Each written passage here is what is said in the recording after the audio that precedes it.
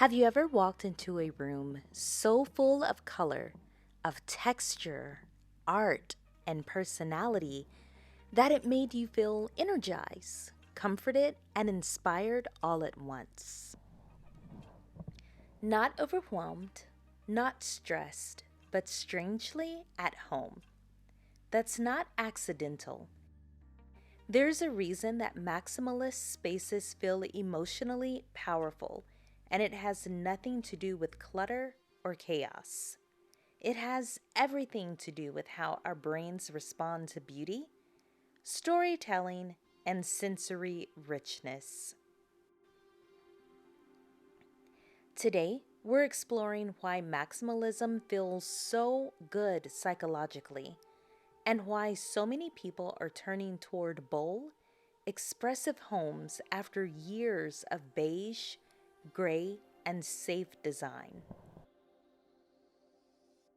Now, for a long time, minimalism dominated the design world. Clean lines, neutral palettes, empty surfaces, you all know what I'm talking about. And while minimalism has its place, something has somewhat shifted. People started craving homes that felt alive again, homes that felt personal, homes that told stories. Maximalism isn't about excess for the sake of excess.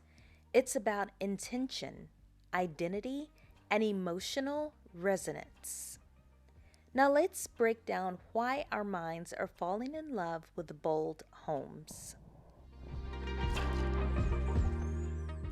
Welcome back to Home Decor 101, your YouTube home decor channel. Don't forget to subscribe. Let's get back to the video.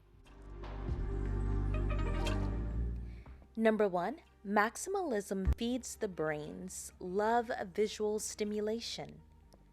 Our brains are wired to seek stimulation. Color, contrast, pattern, and movement activate parts of the brain associated with curiosity and pleasure. A well-designed maximalist room gives the brain a little moment of delight, a pattern that surprises you, a texture that invites you to reach down and touch it, a color that lifts your mood. Minimalist spaces calm the mind by reducing input, but maximalist spaces energize the mind by enriching it. And when done right, it doesn't overwhelm, it engages. It turns your home into an experience instead of just a place.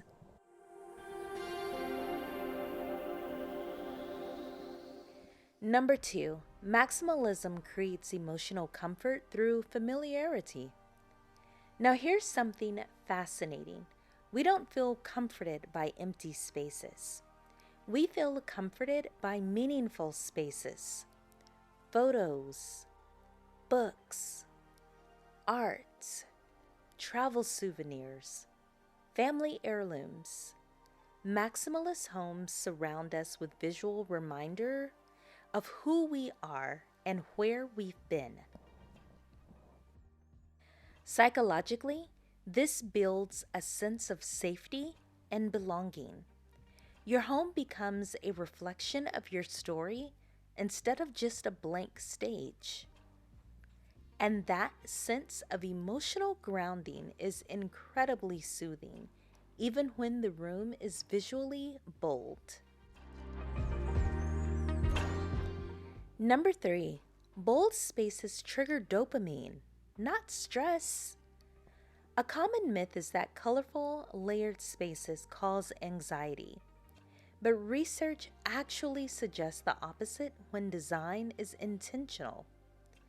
Colors like jewel tones, rich blues, deep greens, and warm reds stimulate dopamine, the brain's reward chemical.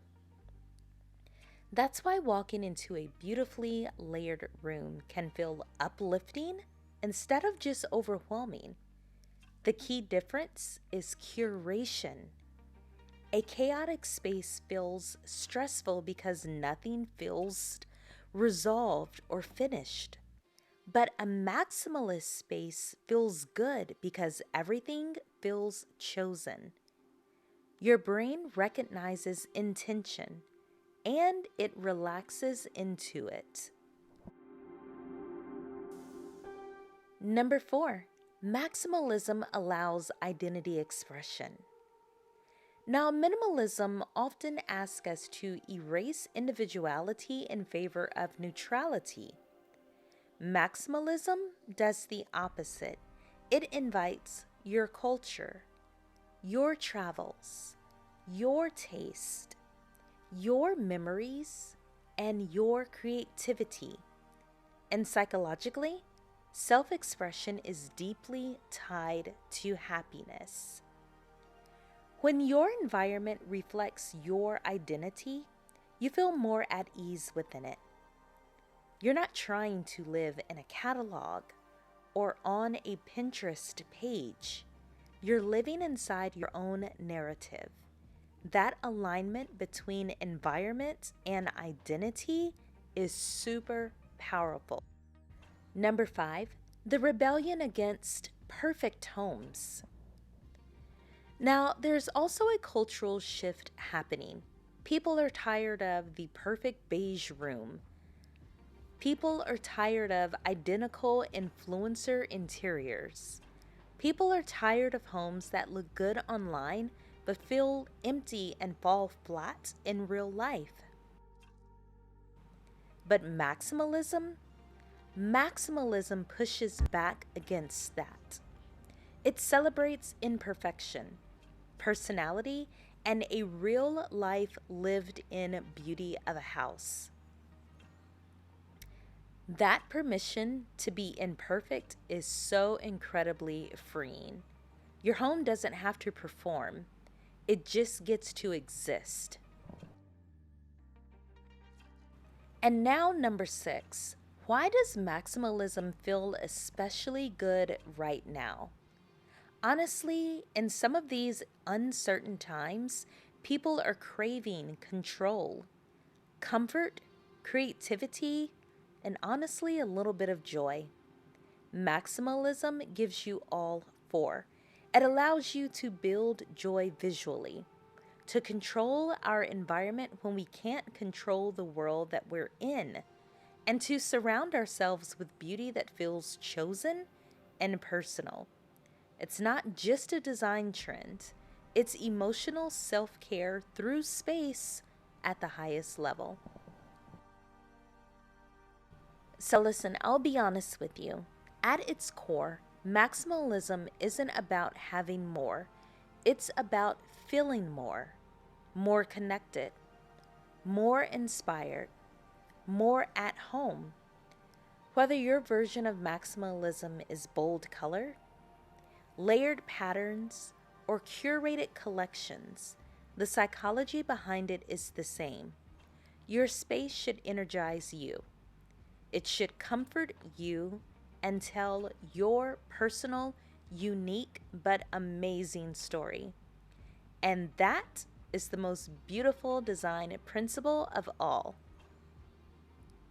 If you enjoyed this deep dive into the psychology of home design, make sure to subscribe so you don't miss future videos where we explore how your environment shapes how you feel. And don't forget to check the description box for hand-picked decor finds and inspirational links to help you bring your bold vision to life. Until next time, create boldly and live beautifully.